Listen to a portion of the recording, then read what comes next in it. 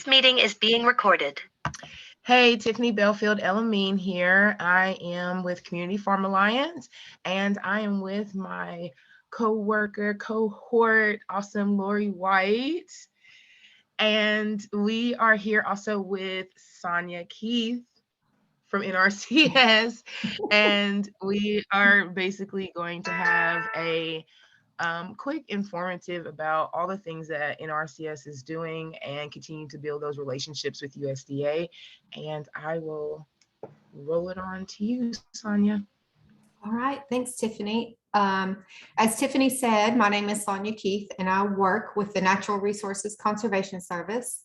I'm going to try to share my screen. I have a PowerPoint presentation, hopefully, that I can maybe.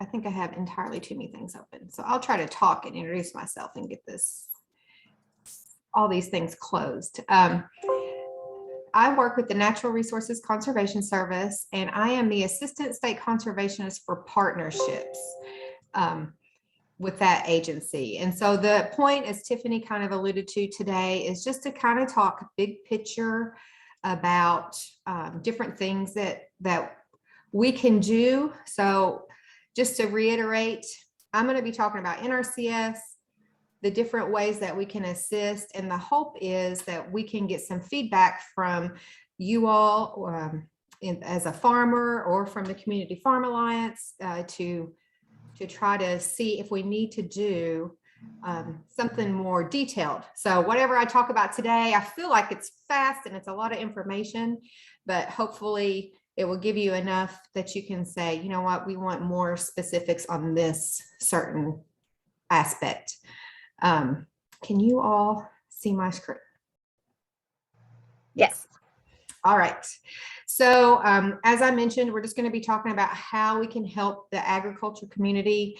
As a partnership coordinator, this is a talk that I give quite a bit with different entities around the state and actually in some other states. And I'm just going to take a second to just talk briefly about what I call the triangle of conservation entities, because I know as a new producer, if you've never worked with NRCS before, or even the United States Department of Agriculture, or even sometimes our employees, I tell people I started as a field employee in Georgia, and it actually took me a year or two to figure out how all these entities work together and how we're connected.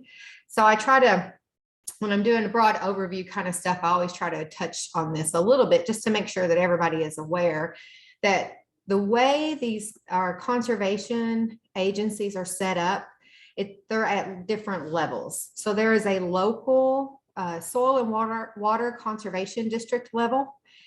In Kentucky, we have soil and water conservation district offices in every county. So actually one county has 2. So we have 121 soil and water conservation districts. They have a very similar kind of mission as the Natural Resources Conservation Service, but they do that work on that local county basis level. What they do is within that county boundary, and it's based on the funding that they have, but they have their own, all of them have their own kind of emphasis. It could be rain barrels or pollinator habitat or cost sharing on heavy use pads in certain areas. So that is that local entity. The great thing about that, and the reason I bring it up is because there is an office in every county, so they're easily accessible. They also can serve as a point of reference. So if you just think, I have a problem on my farm or on my property and I need some sort of conservation help, they are a great kind of first point of reference. They work with us and they work with the state, and they can kind of say, you know what, we can help you, or the state can help you, or you would be a really good fit for NRCS programs. They kind of do that work for us. At the state level, we have the Division of Conservation. So that's statewide. You know, that's all funded out of the state legislature out of Frankfurt. Their main program that they implement is the state cost share program, SCS. mixing up my words there, or my letters. But that, it's different. And that's the other thing I want to say, is that each one of these entities, we all have conservation type programs, but they're different programs. So it can get really confusing for producers. If you're doing state, you can do state cost share with DOC, Division of Conservation, and you can do something with your local conservation district, and you can do something with NRCS. But you just need to know that they're all a little bit different. They're all going to have different requirements, but they're all available. So Division of Conservation, that's that state level.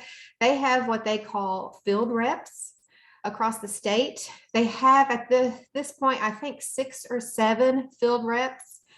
They've actually had some change in staffing just recently. So obviously, if you think about the county soil and water conservation districts, they have an office in every county. And there's usually at least one up to several staff people. Division of Conservation, 6 or 7 people covering the whole state. So obviously their areas, their territory they cover are pretty large. You might have one field rep that has 15 to 20 counties. They service that state cost share program through that local county soil and water conservation district. So again, that conservation district is the most convenient point of contact. If you want to do state cost share, you're going to be talking and working through that county conservation district. I am here from the federal piece of that. So the Natural Resources Conservation Service, we are under the U.S. Department of Agriculture. So everything we do starts at the national level, starts in Washington, D.C. We are funded out of the U.S. Congress. Our policies are developed in Washington, D.C. So that's just kind of the layers. Just wanted to take a few minutes to make sure that everybody was aware of those, and everything that I'm going to be talking about from here on out is going to be related to that federal piece of that conservation triangle. So real brief, who is the Natural Resources Conservation Service?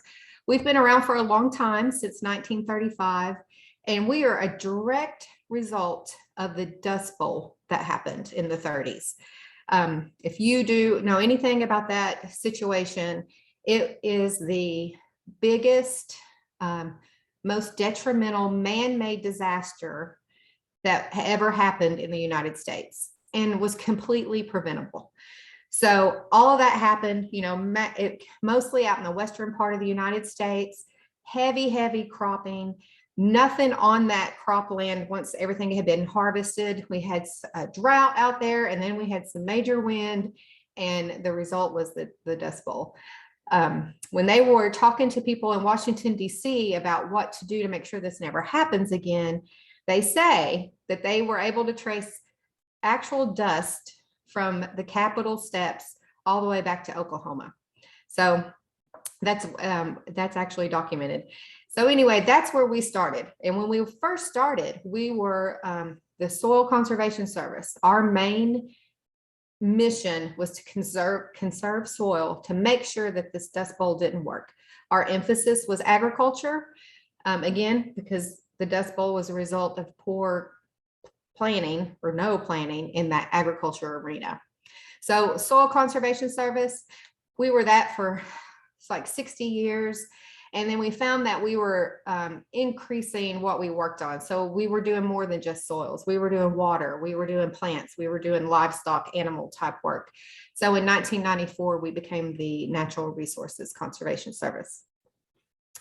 Basically, the Natural Resources Conservation Service, the real short tagline is we help people help the land.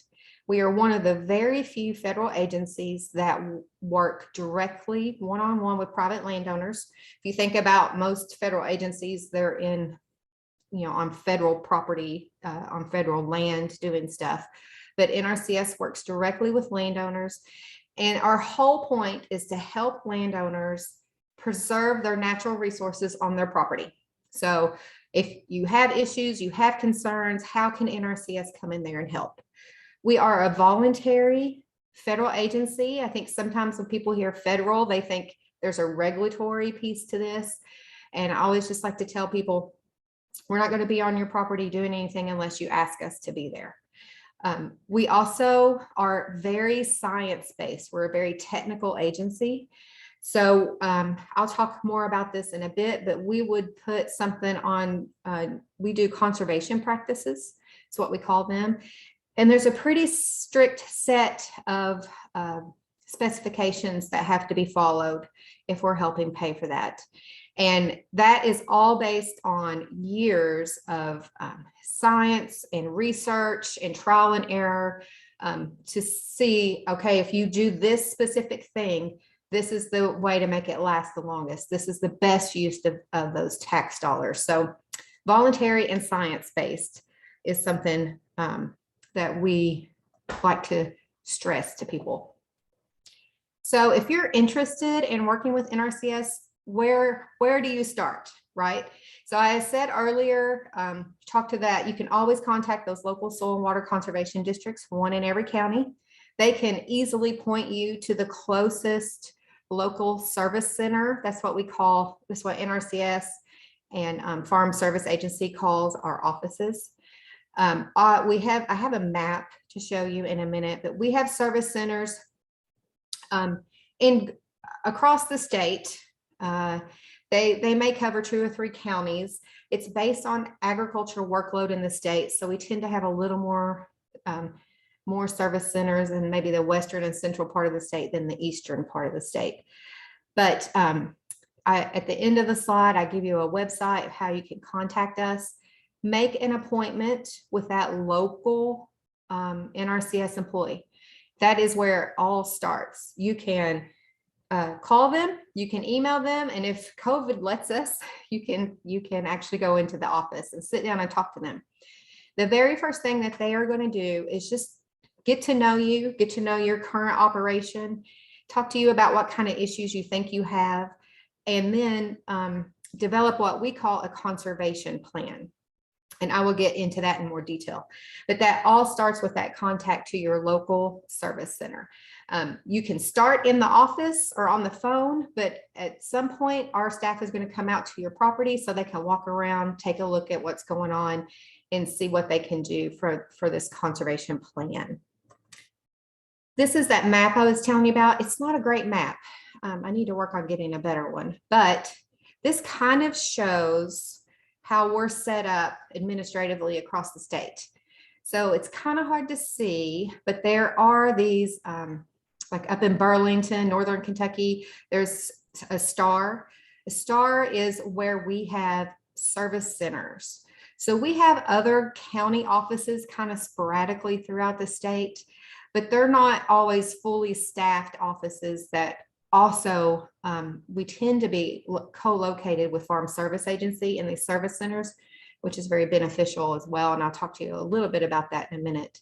But you can see we have some in Burlington, we have West Liberty, you know, if you can kind of tell where the stars are, Dixon, Clinton, so kind of scattered across the state. So I mentioned, you know, that the first thing you do is you make that point of contact with that local service center and you talk to our staff and we get an idea. Everything that we do through the Natural Resources Conservation Service is either going to be under the umbrella of technical assistance or financial assistance. And I have this slide up here because what frequently happens from producers coming in and wanting help with something, and even our own staff tends to do this, is our minds automatically go straight to that financial assistance piece. And I'm going to break down what those both are and what they mean. But the way to really do effective conservation on your property is to always start with that technical assistance piece. And that's where we develop that conservation plan that I mentioned earlier. This is done at no charge to the landowner. It's something that we give you after talking to you, after visiting your farm, that says, here's your property. Here's some natural resource issues that we see. Here's some things that we could implement to fix that. And then as a landowner, you take that conservation plan and you decide what to do next, because you have a pretty good idea from a natural resources point of view what can be done. We have some landowners who say, I want to do this kind of work, but maybe I can't do it right now, but I'll do it later. Maybe I don't really want to follow those specifications that I have to if I get funding from you, or they just have the capability of doing it on their own. And they take that conservation plan that's provided free of charge, and they go forward and implement that on their own. Then there's a group of people that say, you know what, I do think that these are issues I need to address. Can you talk to me about what programs would fit? And that's that financial assistance piece. So we tend to get the cart before the horse when we're doing this, because what happens is a lot of people come to our office and they say, my neighbor got all this money to do this heavy use area, I want one. And that gets you straight into that financial assistance piece. When if you step back and take a broad look at your property, maybe a heavy use area isn't the best fit, or my friend has a high tunnel and I really want one of those.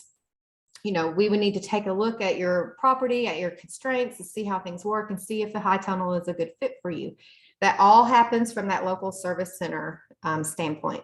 When you get into financial assistance, that's when you talk about programs like environmental quality incentive program or conservation stewardship program. And that's when you get money to implement those conservation practices that I mentioned.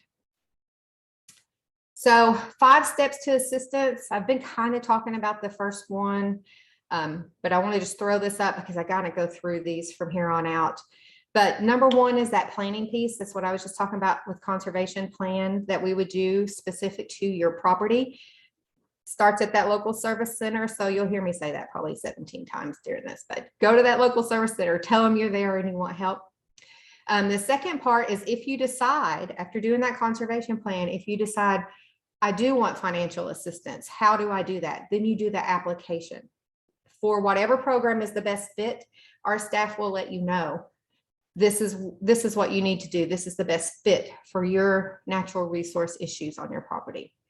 Then there's an eligibility piece that I will talk about. And then there's a ranking part that I will talk about. And then there's the actual implementation of the conservation practices. I will say on number 4, just briefly, we always have way more applications than we have money to fund in every program that we implement, period.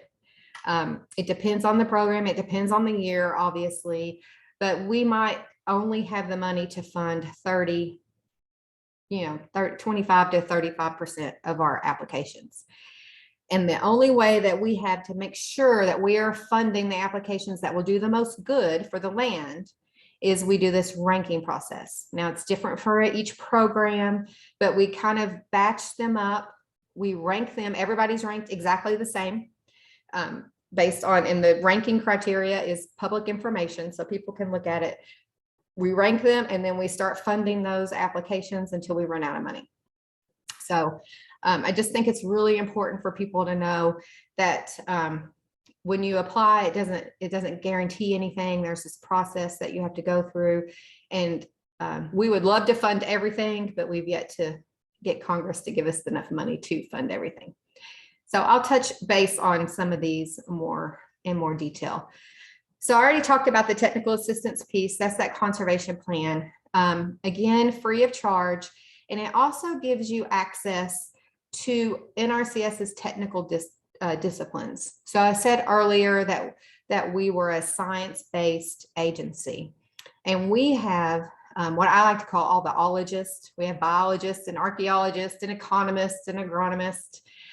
We have engineers, we have soil scientists.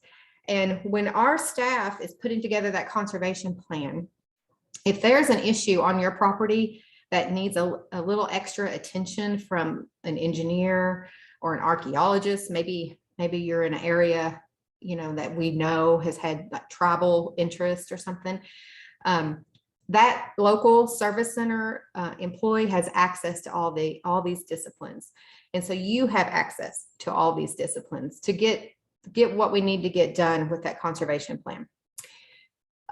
Your conservation plan is going to include things like aerial photo of your property with your land boundaries on it, a list of management decisions, what you've been doing and what you want to do. So, current and future plans. Where do you want to take your production or your property to? We will talk to you about what conservation practices need to be done on your property, where they would probably be implemented. That's usually part of that plan. The aerial photo is, we think you need heavy use areas here. We think that your high tunnel needs to go here. You need to put fence along this part of your creek. That's all on that conservation plan, and it gives you an idea of things you can do. We're also going to give you a soils map, just very important to a whole lot of different farming operations. But it will tell you what soils you have and a description of them and what they're really good for, and maybe what's difficult to do in your property, and if it ties in with what your management goals are.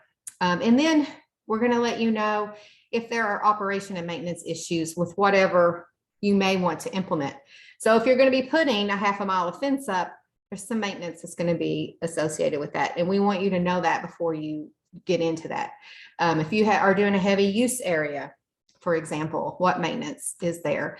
High tunnels, how long is that plastic going to last? What kind of issues or maintenance may you need on that? That's all part of that conservation plan that's provided to you free of charge. And you can look at this and say, okay, here's what I want to do next. Here's my next step that makes sense for me as the landowner. For NRCS to do work on your property, you have to have what we call a resource concern. Some people say environmental issue, but it's not. When I hear environmental issue, I think, oh my gosh, EPA, major issues. This is just some common resource concerns that we do. Do you have a soil health problem? Like, are you overgrazing? Do we need to do some rotational grazing? Is there a water quality issue? Do we need to fence your livestock out of the creek? Do you have too much water? Do we need to do some diversion work on your crop field? Do we need to do grade stabilization structure because you have so much water, you're getting big ruts in your field? A lot of people want to enhance wildlife habitat.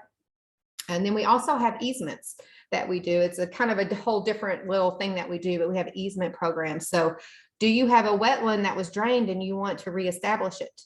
Or do you have a wetland that has some issues and you really want to do something to enhance that area? Do you have grassland that you want to keep as grassland? Do we need to put an easement on that to keep that grassland there? So I'll talk a little bit more about easements in a minute, but there are more, but these are some common resource concerns that NRCS addresses with these conservation plans and financial assistance across the state of Kentucky. So we've done the technical assistance part. You have your conservation plan, and you have decided, you know what, I want some cost share help to implement these conservation practices. So now I'm going to talk about financial assistance. Again, big picture. So this is one of those areas that if I rush through this and you think, you know what, I really want to know, I want just 30 minutes on the Environmental Quality Incentives Program. Please let Tiffany or someone from the Community Farm Alliance know so we can set that up. I can have the EQIP program manager do something very similar to what I'm doing, for anything that you hear me talking about. So financial assistance, they're all a cost. They have a cost share associated with them.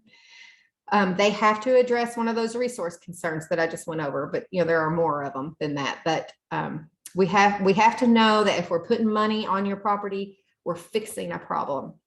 And it has to be eligible land. So eligible land is not as restrictive as a lot of people think.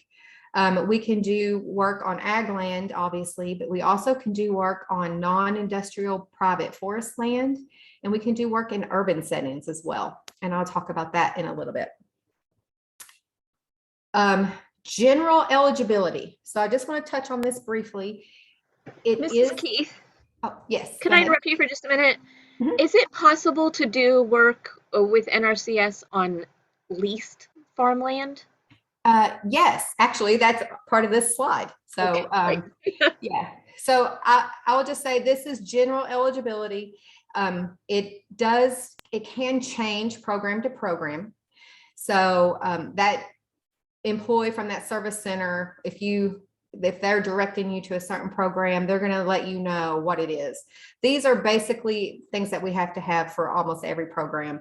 And then it may be tweaked a little bit depending on where you go. But basically you have to have a tax ID of some sort. So it can be a social security number, employee ID number. And this is what you were asking about, Laurie. We just need to see that you have control of that property. So you can rent it or lease it, but we would just need to see whatever agreement you have with that landowner that says, yes, they can lease, they're leasing my property and they can do this stuff. If you own it, we would need to see that deed. So we just need to know if you're leasing it, that you're operating it, and we can do that, and we can move forward with financial assistance. Farm serial number. I mentioned earlier that if you go to any of our service center locations, we tend to be co-located with Farm Service Agency. Farm Service Agency and Natural Resources Conservation Service, we work very closely on a lot of different things. But if you're a new producer who has never worked with USDA before, one of the things you have to be eligible for financial assistance is a farm serial number, and you have to get that through the Farm Service Agency. So if you're already going to the office to work with NRCS, it's very nice if you can just go next door and fill out that paperwork for that farm service number. I will say that you have to have this for our programs for financial assistance, but you do not have to have it for that technical assistance piece. So if you want that conservation plan on your property, you're not actually getting money from NRCS. So you don't have to do the farm service number. If you want financial assistance to do implementation, that's when that's needed. We're going to check to make sure that you're compliant if you have highly erodible land, which we have some in the state, and that you don't have any wetland type violations or anything like that. That's all checked. And then adjusted gross income, we check that. That changes year by year. I think the current amount is $900,000 a year. So on some of our programs, not all of them, but on some of them, most of them, you need to make less than $900,000 a year to qualify for our programs. So that's something that we would check too. So general eligibility criteria, it will change based on the program, but that's basically what you have to show for us to move forward. So I mentioned these briefly, but we have more programs than this. But the ones that we tend to do the most of in Kentucky is Environmental Quality Incentives Program, or EQIP, Conservation Stewardship Program, which we call CSP. We love our acronyms. And then the easements program, which is Agriculture Conservation Easement Program. So just super briefly, EQIP is what I like to call the Fix-It program. So a lot of our typical EQIP applicants are people who have a farm, or maybe they just bought a farm, or they inherited a farm. They see that there's some issues that they would like to address, and they need someone to help them fix it. So I call it the Fix-It program. So that's, we'll go out there and we'll help with that.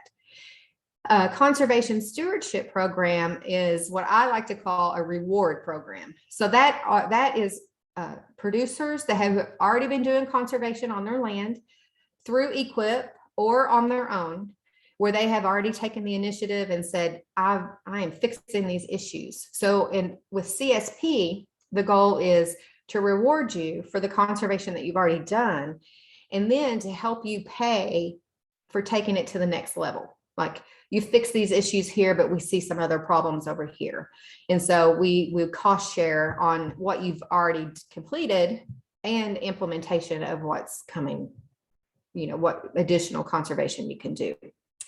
The easement program, I talked a little bit about that earlier. There's a lot of different types of easements that we can do. Probably our most popular one is the wetland reserve easements, where we're re-establishing a wetland or making a wetland function a little bit better. Another really popular one is just, especially around the Lexington area, well, any urban area, but really around Lexington, is just an easement where we're trying to not to have development. So the farmer is farming their property, but they just want some level of protection to try to keep it from being developed. So that's another very popular easement program that we have. We have some other ones that we can offer as well. And sometimes they ebb and flow. We used to have a healthy forest reserve easement program. We haven't had a lot of funding for that lately. Grassland reserve programs, there's different things. If you happen to be interested in an easement financial assistance program, you start always with that service center employee, but once you get to a certain point in that process, they actually turn you over to easement staff, because it's a very different type of program that will work you through that. I'm briefly going to go over some common conservation practices that we do under these financial assistance programs.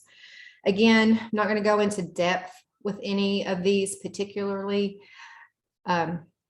Just say we have over 150 conservation practices that we can implement on property based on the needs of the property. I'm highlighting the more common, popular ones within the state.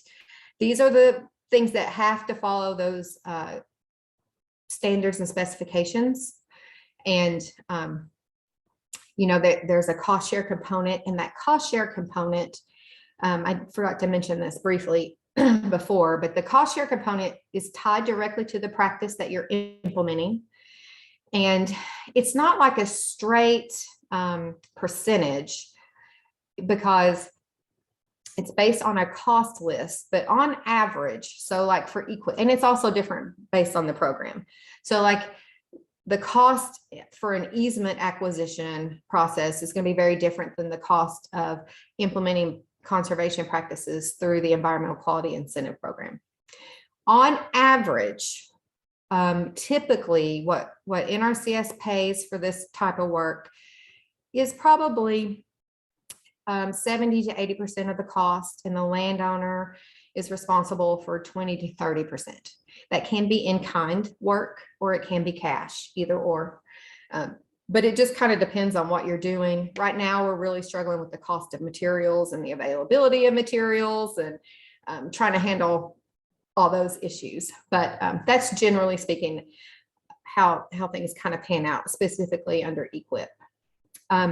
One of our most common conservation practices in the state is fencing. Like if you're setting up rotational grazing systems, if you're fencing livestock out of a water body like a creek for a water quality issue. Usually we have cover crops and fence that go 1 and 2, usually for our most popular practices. So fence is currently, I think, number 2 that we do. I'm not going to go through all the bullets on all these screens, but just underneath each of these, I just have listed what kind of benefits that usually brings to the producer, what resource concern we're usually addressing with this practice. So fencing is a really big one. Kind of often goes hand in hand. If you're fencing, if you're doing rotational grazing paddocks, or you're fencing livestock out of their water supply, you're going to have some kind of watering system. So we do a lot of livestock watering facilities and pipelines across the state. Cover crops, I mentioned just a second ago, that right now currently is our number 1 practice that we've been doing across the state. And, you know, talking about going back to the Dust Bowl, you know, basically trying to make sure that doesn't happen. So if you've cropped your field, you don't want to just leave that land barren. You want something there. It has a host of benefits, but so all soil related, but soil moisture, trapping nutrients, that sort of thing. So this year, and I think last year, cover crops was a really big deal for us across the state of Kentucky. Yeah, I mentioned earlier that forest land is ag land for NRCS. So we do a lot of forest stand improvement work, really do a lot in the eastern part of the state because it's so heavily forested, but we do it all across the state as well, where we go in and just make sure that you are doing good conservation on your forest so we can get really beneficial trees that are growing, clear out a lot of that underbrush that can cause a lot of issues and stuff like that. High tunnels, I want to mention that because You know, we do a lot more in cover crop and fencing statewide, but the demand for high tunnels is astronomical. Every year we just have more and more and more people applying for high tunnels.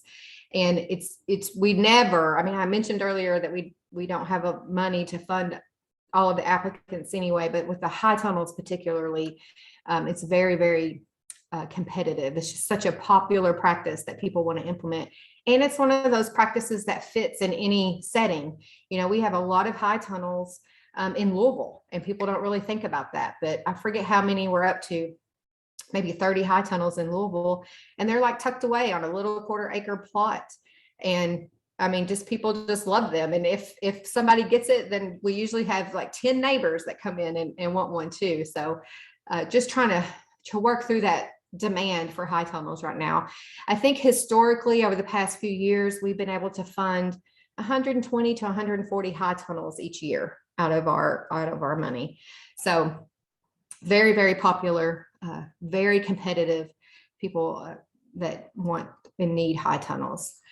And then I just mentioned pollinator habitat. You know, we have a huge scope of what we can do out of those 150 practices. So something that's super structural, like fencing or sediment control basins or something like that, all the way to pollinator habitat. So pollinator habitat is also very popular. It tends to be kind of an add-on to a lot of our practices. So a lot of people who have high tunnels, for example, will plant pollinator habitat nearby to try to entice the pollinators to pollinate their produce that they're growing as well. So I'm just going to just do a real quick wrap up of the financial assistance thing. Just some high notes I really want to emphasize. One is, again, these natural resources conservation programs are voluntary. We're not going to be out there unless you want us there, but they do have rules. You know, we have our program policy, we have our practice standards and specifications that we have to follow. And I've said multiple times, all of these programs are funded competitively related to that ranking of each program. And there is that cost share component that I talked about that varies, the amount varies per program. But that's also something I will say, you know, if you go down this path, before you sign a contract that obligates you to anything, you will know that cost estimate ahead of time and kind of know how that fits within your operations and your capabilities. So I'm going to switch a little bit and talk about historically underserved applicants. This is related to financial assistance as well, but the Natural Resources Conservation Service gives special considerations to what we call historically underserved applicants. And I'll break down what that means in just a second. But if you are considered historically underserved, the special considerations that you get is that you get a higher payment rate. So it's one of the reasons I emphasized several times about that cost share rate. So we'll go back to Environmental Quality Incentive Program, EQIP. That's the most common program that we have across the state. And that's the one that's usually, 70 to 80% federal and 20 to 30% landowner. If you're a historically underserved applicant, you will get a higher rate on that. It usually comes out to be about 90%. It can be a little bit less, can be a little bit higher, but 90% federal and 10% landowner. You also compete in smaller pools of applicants. So I mentioned earlier about ranking, and we pull those together, and we have within that program, so again, just using EQIP, we have funding pools within that program. If you're historically underserved, you're going to be in a funding pool with just those other historically underserved applicants. So you're only competing within that funding pool. You're not competing with everyone else that's applied across the state, for example. So more targeted funding for historically underserved applicants. And then also related to that payment thing, if you are historically underserved, you could be eligible for advanced payments. So you get that higher payment rate, but if that's also a struggle, that 10% could be 10% of quite a bit of money. And that's something that you can't afford to do. You could get an advance on that and just pay it back later as you can. So that's kind of the special program considerations. So who do we consider historically underserved? So Natural Resources Conservation Service, almost all of our funding comes from the Farm Bill. We do a new Farm Bill every 5 years. So right now we're under the 2018 Farm Bill, actually working on a new one for 2023. But these historically underserved categories have been the same for the past, 3 or 4 Farm Bills. And basically there's 3 big categories. A beginning farmer. So if you haven't farmed consecutively for 10 years, you can be considered a beginning farmer. Limited resource producer, that's kind of geographic, but if your family income doesn't exceed a certain level, you're considered limited resource. So obviously that level is going to be very different for Eastern Kentucky than Central Kentucky. So, but our staff knows those levels and if you would meet those or not. And then the third category is socially disadvantaged groups. So that's, American Indians, Alaska Natives, Asians, Hispanics, Black, African Americans, Hawaiians. If you all fall within any of those categories, the way you let us know is when you fill out that assistance request for financial assistance for a program. On that application, on every application, there's going to be a box that you check, and you check any that apply to you. So you could be a socially disadvantaged, limited resource, beginning farmer, and you check all 3 of those. And then our staff, when we have that batching period I don't know if I might talk about that next, but when we gather up all those applications, we're going to take all of those historically underserved applications and put them in a pot together for the ranking and the funding. So that's how that process works, is in that application piece. This is where I talk about the batching. Common misconceptions that I hear across the state all the time talking to different groups. And please, again, not only let Tiffany or Laurie with Community Farm Alliance know what else you may want to hear about NRCS, but also let us know some common issues or misconceptions, common problems that you see, and we can see if we can get an answer for that if you're trying to work with us. But one big misconception is that NRCS only takes applications at certain times of the year. So we take applications all the time, every day. The thing that I think messes people up is that batching that I mentioned a minute ago. You can apply at any time, but we have to have like cutoff dates where we say, okay, we're going to take any applications received from October to March, for example. And we're going to we're just going to take those. That's our cutoff date in March. And we're going to batch them up. We're going to put everybody in the funding pool that they need. And then we're going to rank them. And then we're going to fund them. So what happens is if you happen to put in your application at the beginning of that time period. So if you did your application in October, you may not hear anything about if you're funded or not until March. And so there's that delay. I mean, and that people think, well, I didn't get my application in on time, or I didn't do something right. It's just the way we set it up, because we do that because we take applications continuously. We have to have those batching periods where we can kind of group and see what can be funded or not. We usually do that just a couple of times a year. So I always just tell people, if you're a new producer or you've not worked with us before, it just seems like it takes forever. That's part of that process. Years and years ago, we used to have very specific application periods. And then that back end part didn't feel as long. But the problem was we had all these people who didn't make those application periods. So I don't know, there's pros and cons to both. But the other big misconception, and I mentioned this several times, is that we're regulatory, and we're not. We're only going to be helping you if you ask us to. Urban areas, people think that NRCS doesn't do any work in urban areas. They think if you live in an urban area, you can't be considered a farm.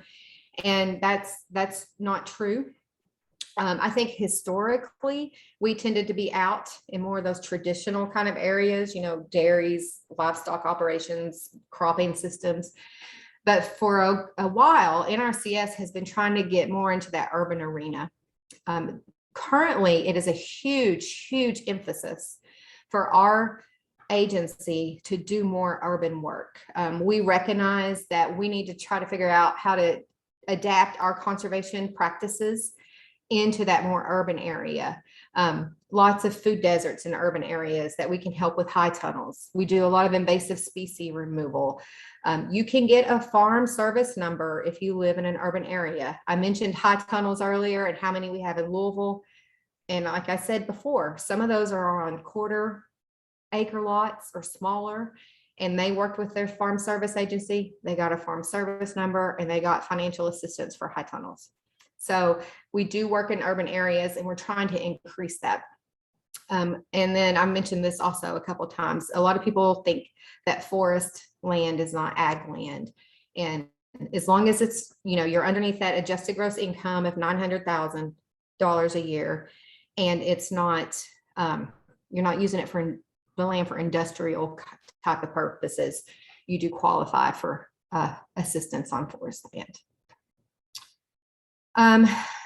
So this, I'm at the end. I don't really know how long I took, probably way longer than I thought. There's a couple of websites here that I just wanted to put up. I've said over and over and over again, the first thing to do is contact someone from that local service center. That's the URL for it. It's a bit long, but I tell you, I just tell people, go to Google and Google NRCS Kentucky, and that will take you to the first two of these. There's a contact us tab there, and you can just click on your county. And it will give you all the information. It will give you the physical address, a phone number, the actual personnel information, which a lot of places I've noticed been stripping, especially federal entities, been stripping the people's names. But we have our staff name in their emails. And then lastly, there's farmers.gov. So something I think that also it causes a lot of confusion is, I talked earlier about that triangle of conservation, and that was in Kentucky, the levels. But the United States Department of Ag is just confusing, right? I think it's huge, that agency. I think there's like 23, 24 different agencies underneath USDA. So if you have something that you're thinking about conservation wise, you can go to farmers.gov/conservation, and it shows you all the things that USDA can do in that arena, not just the Natural Resources Conservation Service, but any other USDA agency. So it's that farmers.gov is a little more topic specific instead of agency specific. So I like to send people there as a resource. And I think that's all I have. Awesome. Thank you, Sonya. That was probably the most deep I've heard NRCS be explained, and it makes a lot more sense. Good. I'm glad. Yeah, no, it does. We had a couple of farmers hop in. Okay. They know it's being recorded, so we'll be sending this out to everybody. What was I gonna say? Oh, just because you're here, and I just want to say this also part of the Zoom. NRCS, USDA being more intentional about the career opportunities, and that building that relationship with seeking jobs on USDA jobs and all of the things that happen that way. And so I send over any opportunities that I get, and I send it out to the email that any farmers that got the email, I send it to that email. And if there's a better contact, I ask the farmers to let me know how to contact, get this out more. And of course, we're talking about creating a possible event where, we can learn more about, all the careers, all the openings, and meeting people well, I don't know how in person, but we're still on some COVID restrictions. I know. But it could be a virtual thing, but just know that we are working, and along with Greg Stone, we're definitely collectively, collaboratively, cooperatively working to get resources and other opportunities out to everyone. So Yeah, and thank you for bringing that, because I totally didn't even think about that. But yeah, we are actually doing a lot of hiring within NRCS now, and a lot of that's at that field level. And so I've had a couple of conversations with Tiffany about how can we get this out to people, and if we needed to do something that shows people, here's how to apply. It's a daunting process. We have to go through USA Jobs. It's not the most intuitive thing. But if we needed to set something up to kind of just show people, walk them through that, we would love to do that, because we need more people applying, so we can get people on the ground, and we try to explore avenues of getting that word out effectively. So thanks for bringing that up, Tiffany. You're welcome. You're welcome. Well, I thank you again, and I know that the farmers thank you as well. And until next time, and I don't know if anything is happening here soon, but I'm sure we'll probably find ourselves back again. K-State's limited resource minority conference is in November.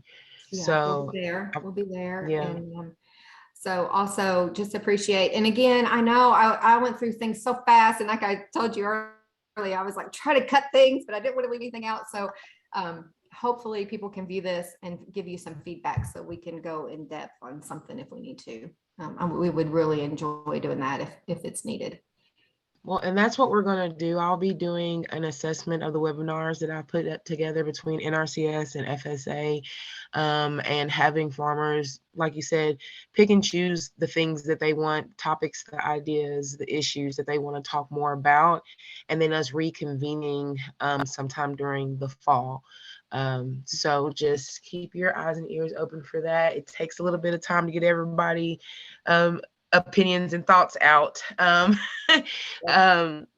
Putting out surveys is not always the best, and I get to talk to folks and they tell me, I need to know more about ABCD. So then collecting all of that and making sure that we have a very impactful program, getting everybody prepared for the fall and winter conferences. So, all right, you just well, let me I know. hope you have yes, I sure will. I'm going to stop recording.